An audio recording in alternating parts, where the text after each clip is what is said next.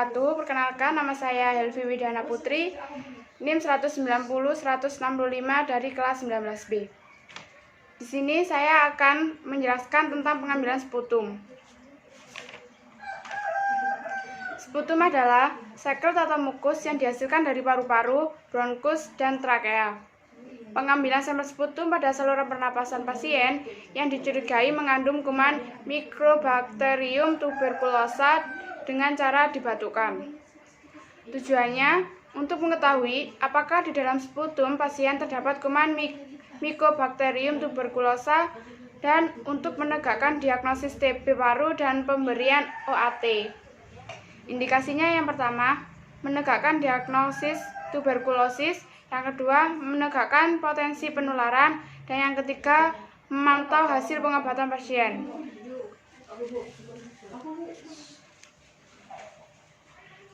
Persiapan alat, yang pertama ada handscoon. Handscoon untuk mencegah terjadinya penularan kuman, kemudian ada masker untuk mencegah penularan penyakit, dan tisu. Di sini terdapat 3 pot sputum.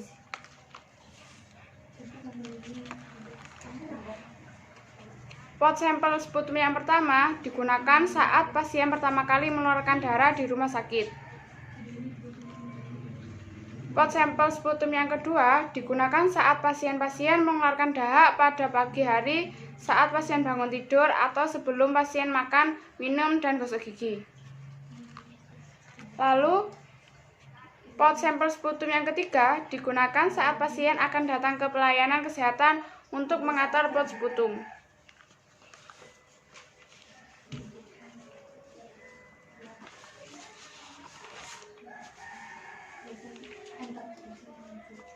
Baik, di sini saya akan menjelaskan tentang cara pengambilan sputum.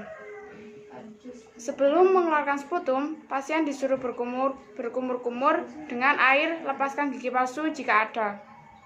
Kemudian, sputum diambil dari batukan yang pertama. Cara membatukkan sputum dengan menarik napas dalam dan kuat sebanyak 2-3 kali pernapasan dada. Kemudian, batukan sputum dari bronkus, trakea, mulut, pot penampung. Lalu membuka penutupan pot sputum lalu didekatkan pada mulut. Bila ternyata yang dibatukan adalah air liur saliva, maka pasien harus mengulang batukan sputum dengan volume yang cukup 3-5 ml per sendok teh. Jika sputum sulit dikeluarkan, pasien diberi petunjuk untuk melakukan olahraga ringan, kemudian menarik napas dan dalam beberapa kali.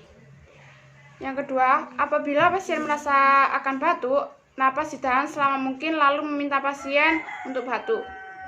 Yang ketiga, dapat diberi obat glyceril ekspektoran 200 mg atau dengan minum air teh manis saat malam sebelum pengambilan sputum. Minta pasien untuk minum air putih secukupnya pada malam hari sebelum tidur sebagai persiapan untuk pengumpulan sputum kedua besok pagi. Jika dahak sulit dikeluarkan, meminta pasien menelan 1 tabel glyceril guaicolat 200 mg pada malam hari sebelum tidur. Hal-hal yang perlu diperhatikan, yang pertama, pengambilan sampel sputum dilakukan pada tempat khusus yang telah ditentukan, tempat terbuka, teras, tempat khusus dengan sirkulasi udara yang baik. Yang kedua, pengambilan sputum sebaiknya dilakukan pada pagi hari, di mana kemungkinan untuk mendapat sputum bagian dalam lebih besar, atau juga bisa diambil sputum sewaktu.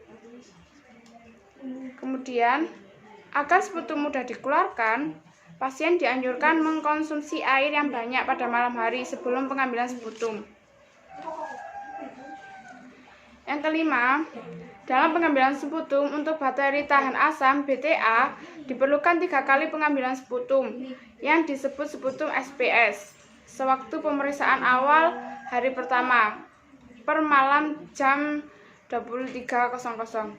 Pagi hari saat bangun tidur, sebelum makan dan minum, sewaktu yang kedua pasien mau mengantar sampel sputum ke laboratorium.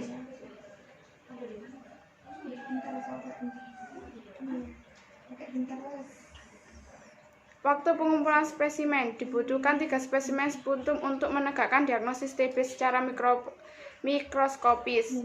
Spesimen sputum paling baik diambil pada pagi hari selama 3 hari berturut-turut, pagi.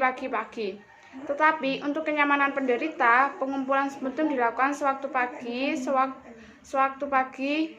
SPS dalam jangka 2 hari. Terima kasih.